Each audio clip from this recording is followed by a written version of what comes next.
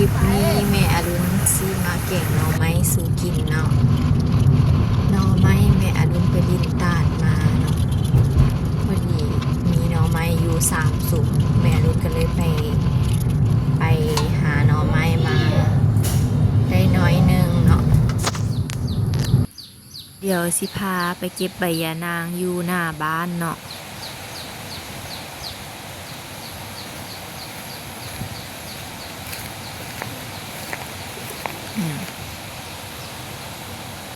บรรยากาศมื้อนี้กะลมเนาะแต่ว่าฝนบ่ตกเนาะบรรยากาศดีลมพัดแหงอีหลีมื้อนี้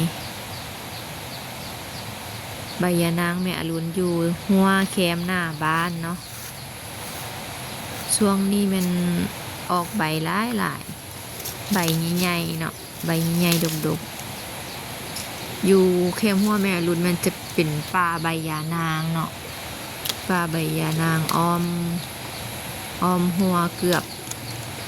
บหมดเลยเนาะตัวนี้มัน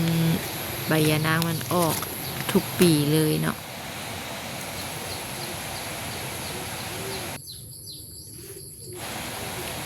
ได้ใบยานางมาแล้วแม่รุ่นก็จะมาล้างเนาะให้สะอาดเนาะแล้วก็จะมาปั่นเนาะปั่นน้ำยานางกับปั่นข้าวเบื่อเนาะแล้วก็แซ่เฮ็ดหูหนูนะทุกคนอยู่ประเทศเพื่อนบ้านบ่ฮู้ว่าฮ้องเฮ็ดหยังหลังจากนั้นก็ตั้งเตาเลยแล้วก็เอาน้ำยานางใส่หม้อข้างเลยเนาะแล้วก็เอาเกลือใส่เนาะเป็นนัวใส่แม่รุ่นก็จะจีหอมผักบัวผักเทียมมักเผ็ดเนาะใส่หม้อลงไปหลังจากนั้นก็จะมาทุบเนาะทุบหน่อไม้เนาะหน่อไม้นี่แม่รุ่นกันต้มแล้วเนาะต้มแล้วก็จะมาทุบแล้วก็เอาลงหม้อเลยเอาตามด้วยข้าวเบื่อลงไปแม่รุ่นลืมหัวสิงไข่นะก็เลยว่าไปเก็บหัวสิงไข่มา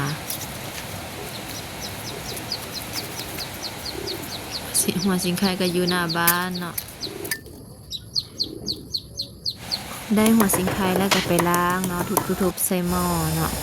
หม้อกำลังเดือดเลยตามด้วยเห็ดหูหนูเนาะบ้านหลวงพระบางเขาห้องเฮ็ดสนุนเนาะแม่อรุณก็สิใส่ผักตำนินอยู่หน้าบ้านเนาะแล้วก็จะใส่ผักขะแยงเนาะแม่อรุณจะบ่ใส่ผักขะเนาะหรือว่าผักเนาเนาะผักขะแยงแม่อรุณไปซื้อเอากดเดือดละเด้อทุกคนสิ่งที่ขาดบ่ได้นั่นก็คือปลาแดกเนาะใส่ปลาแดกลงไปเนาะถ้าบ่ใส่มันก็บ่แซ่บเนาะตามด้วยผักลงไปเนาะขั้นตอนสุดท้ายคือคนให้เข้ากันเนาะแล้วก็ซีมลองเบิ่งว่าแซ่บบ่เนาะหอมเป็นตาแซ่บเลยทุกคนกินกับตำบักหุ่งเนาะแม่รุ่นก็กินกับตำบักหุ่งปิ้งป่าแน่เนาะแกงหน่อไม้ซีมเบิ่งเนาะพอดีเลยพร้อมเสิร์ฟเลยทุกคนขอบใจเด้อที่เบิ่งจนจบคลิปกดไลค์กดติดตามกดแชร์ให้ในเด้อขอบใจหลายๆ